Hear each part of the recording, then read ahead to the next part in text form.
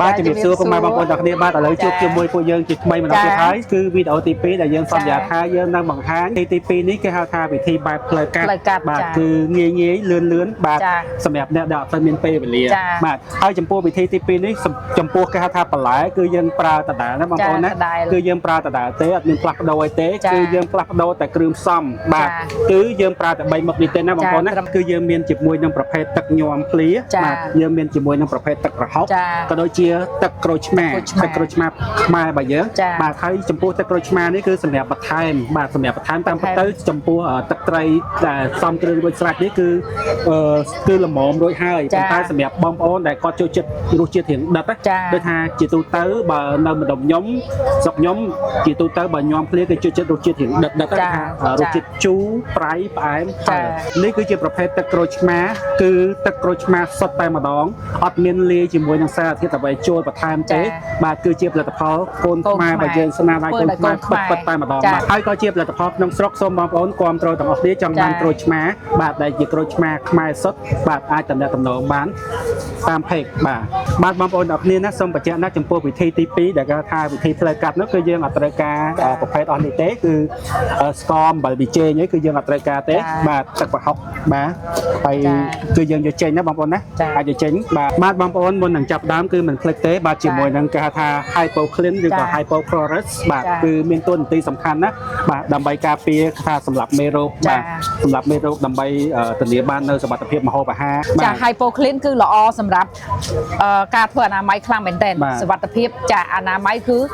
ទុកចិត្តលើ hypoclean បានអញ្ចឹងបងប្អូនទាំងអស់គ្នាកុំភ្លេចបាទមាន hypoclean មក10ដាក់នៅជាប់ខ្លួនបាទគឺអស់បារម្ភពីបញ្ហាមេរោគបាក់តេរីអីផ្សេងគឺកម្ចាត់បានរហូតដល់ទៅ 99.99% ឯនោះបងប្អូនណាយើងទៅចាប់ផ្ដើមធ្វើញោមរបៀបតង់ទី2បាទ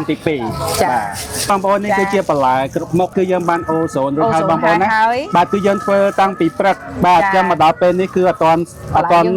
នេះទេគឺនៅតែស្រស់ណាបងប្អូនបាទអញ្ចឹងឥឡូវយើងធ្វើការចាប់បន្លែចម្រោះដាក់ចូលទៅក្នុងថាសញោមរបស់យើងបាទនេះគឺជាបន្លែរបស់យើងគ្រប់មុខអញ្ចឹងនៅខ្វែទៀតបងដូចជាតាយ៉ូងចេកណាចាខ្វែយើងនៅខ្វែតាយ៉ូងចេកហើយនឹងសណ្តែកបាទសណ្តែកបដោសបាទអញ្ចឹងយើងដាក់មកល្មមមកថាសនឹងមកបាទឥឡូវនេះគឺបន្លែរបស់យើងគឺបានចាប់ស្រេចហើយបាទអញ្ចឹងឥឡូវដល់ពេលដែលយើងត្រូវលាយជាមួយនឹងទឹកផ្សំគ្រឿងរបស់យើងចូលបាទអញ្ចឹងដែលខ្ញុំជំរាបជូនបងប្អូនថាបែបផ្លូវកាត់គឺយើងប្រើប្រាស់ជាមួយនឹងទឹកត្រីញ័រភ្លារួចស្រេចនេះបាទរបស់ Yummy KH Food បាទអូខេអញ្ចឹងគឺយើងធ្វើការចាក់ជាមួយនឹងទឹកត្រីញ័រភ្លាផ្សំគ្រឿងរួចស្រេចណាបងប្អូនណាបាទអញ្ចឹងគឺយើងក្នុងបរិមាណបន្លែប៉ុណ្ណេះគឺខ្ញុំប្រើ3ស្លាបព្រាបាទ3ស្លាបព្រានេះស្លាបព្រារៀងត្រឹសដែរស្លាបព្រាបាយបាទ2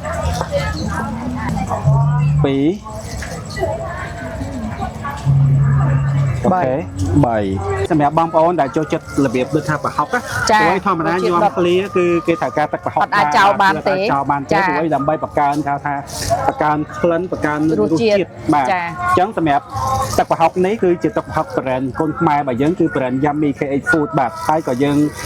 ធ្វើការដាក់មកមុននឹងយើងធ្វើការចាក់យើងធ្វើការក្លុកវាឲ្យសព្វគ្រឿងសិនបាទព្រោះពេលខ្លះវារាវខាងលើ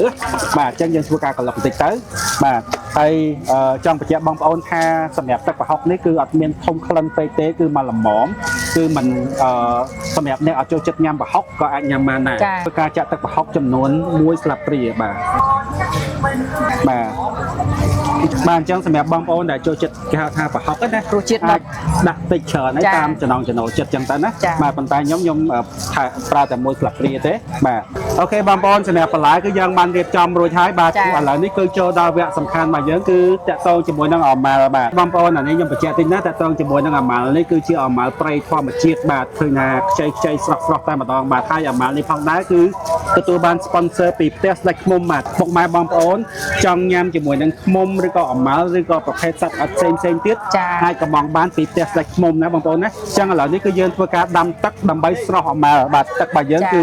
ចាប់ដើមពុះហើយគឺស្ទើរទឹកយើងថែមទឹកបន្តិចណាបងប្អូនបាទអញ្ចឹងគឺយើងចាប់ដើមធ្វើការដាក់អាម៉ាល់ចូលណាបងប្អូនណា បាទចឹងក្នុងបរិមាណនេះគឺខ្ញុំប្រើប្រព័ន្ធនេះបាទចឹងយើងធ្វើការដាក់ចូលបាទចឹងអាម៉ាល់ប្រព័ន្ធនេះគឺប្រហែលជា1ខាំបងប្អូនណាបាទចំពោះការស្រង់អាម៉ាល់គឺយើងអត់ទុកយូរទេបងប្អូនណាគឺមកពុះគឺស្រង់ឡើងតែម្ដងគឺដូចជារបៀបនៃការស្រង់ងាវចឹងបាទចឹងយើងធ្វើការដួសអាម៉ាល់បាទហើយបើសិនជាបងប្អូនមានជាទឹកកកយើងអាចស្រោះយើងអាចត្រាំជាមួយទឹកកកបាទដើម្បីឲ្យសាច់អាម៉ាល់របស់យើងគឺហាប់ណែនល្អបាទនេះអាម៉ាល់របស់យើងគឺបានស្រោះរួចហើយត្រង់វាអស់ណាបងប្អូនណាបាទបន្តទៀតគឺយើងចាប់ផ្ដើមការថាដាក់អាម៉ាល់របស់យើងដែលស្រស់ហើយនឹងចូលបាទអញ្ចឹងយើងធ្វើការដាក់ចូលមកបាទគឺយើងអាចដាក់កាន់តែច្រើនគឺកាន់តែឆ្ងាញ់ណាស់សម្រាប់កូនអាម៉ាល់របស់យើងបងប្អូនណាបាទអញ្ចឹងយើងអត់កំណត់ទេបាទចឹងបន្ទាប់មកគឺយើងដាក់ខ្ទឹមជាមួយនឹងម្ទេសហាន់បាទអញ្ចឹងយើងដាក់ចូលល្អមកបាទអញ្ចឹងសណ្តែកដីក៏ដូចគ្នាដែរបងប្អូនណាគឺយើងប្រើក្នុងបរិមាណសមរម្យហើយចូលចិត្តតិចដាក់តិចចូលចិត្តច្រើនដាក់ច្រើនទៅគឺយើងអត់កំណត់ទេបាទអញ្ចឹងយើងធ្វើការរោយសណ្តែកដីរបស់យើងបាទឃើញថាឈ្ងុយមែនតើបាទសណ្តែកដីនេះគឺយើងលីងដោយផ្ទាល់បាទអញ្ចឹងសណ្តែកដីនេះគឺយើងលីងភ្លាមបាទអត់ប្រើម៉ាស៊ីនទេគឺយើងលីងតាមបែបបុរាណតែម្ដងគឺបុកតាមបែបបុរាណអញ្ចឹងបាទទេបងបន្ទាប់មកយើងដាក់ជីណាអូខេអញ្ចឹងជីនេះគឺជីគ្រប់មុខបាទជីញោមឃ្លាណាបាទគឺយើងប្រើចម្រោះតែម្ដងបាទអញ្ចឹងយើងទុកមួយផ្នែកសម្រាប់ដាក់ពីលើដើម្បីបន្ថែមសម្រស់អូខេបងប្អូនសម្រាប់ញោមឃ្លារបស់យើងបាទថាញោមអម៉ាល់ជាមួយនឹងប្រយោងចេករបស់យើងគឺបានរួចរាល់ហើយមែនទេបងចុះបងយល់យ៉ាងណាដែរបងសម្រាប់វិធីទី2នេះបាទចាសម្រាប់វិធីទី2យើងឃើញថាលឿនចាងាយស្រួលលឿនមែនតើដោយសារយើងមានជាមួយនឹងទឹកសុបសមស្រាច់អញ្ចឹងសម្រាប់បងប្អូនដែលអត់មានពេលវេលាច្រើននៅក្នុងការធ្វើ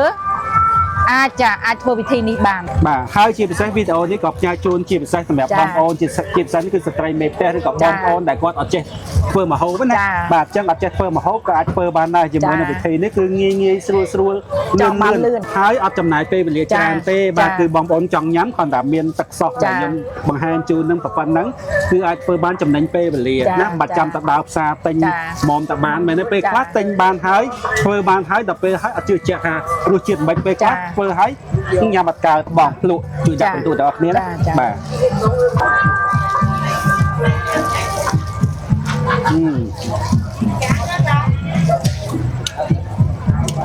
ទីឆ្ងាញ់មែនតើបងនិយាយទៅចូលជាតិគ្នាគ្រឿងចូលជាតិគ្នាជាមួយនឹងអាម៉ាល់ហ្នឹងគឺ